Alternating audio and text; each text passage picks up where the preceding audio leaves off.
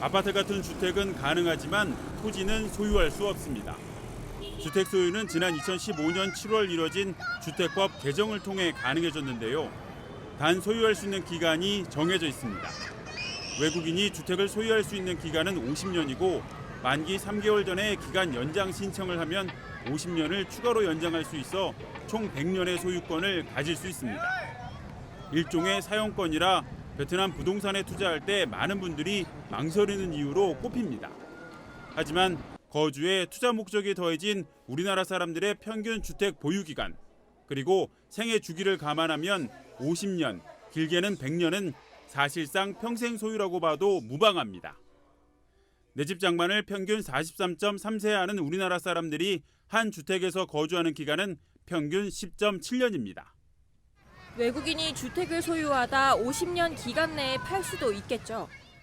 만약 주택을 10년 소유했던 외국인이 다른 외국인에게 주택을 팔게 되면 중간에 주택을 산 외국인은 50년 중 10년을 뺀 40년을 보유하게 됩니다.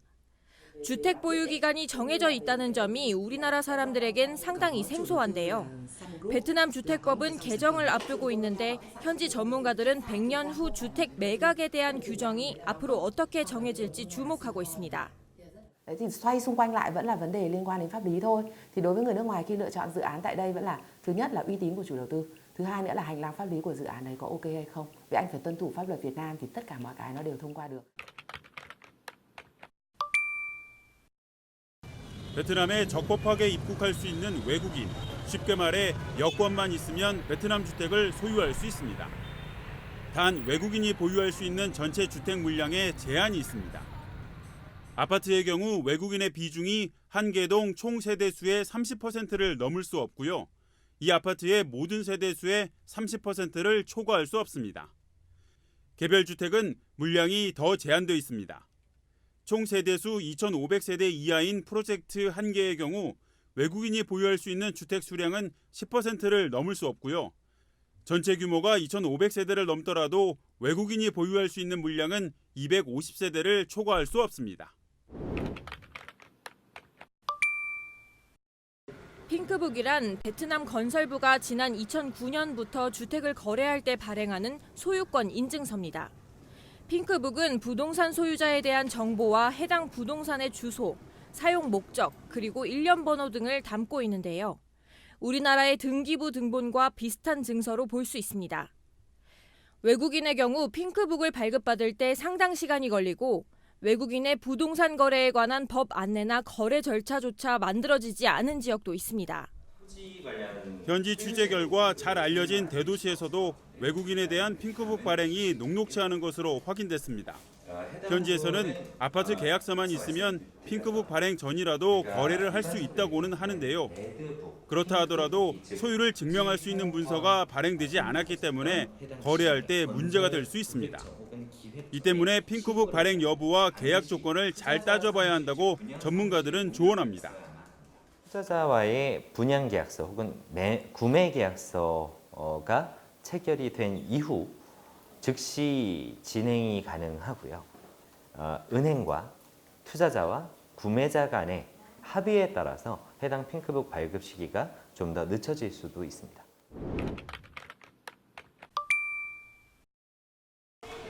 외국인이 베트남에서 주택을 보유할 때 내야 하는 세금과 수수료는 크게 소유할 때, 양도할 때, 그리고 임대할 때 발생합니다. 먼저 아파트를 구매할 경우 분양가의 10%를 부가세로 내고요. 유지 보수비는 분양가의 2%, 등록세는 0.5%입니다. 이외 인증서 발급 시 소정의 행정수수료가 발생할 수 있습니다. 이렇게 보면 베트남에서 주택을 구매할 때 세금과 수수료 비용이 약 12.5% 발생한다고 예상할 수 있습니다.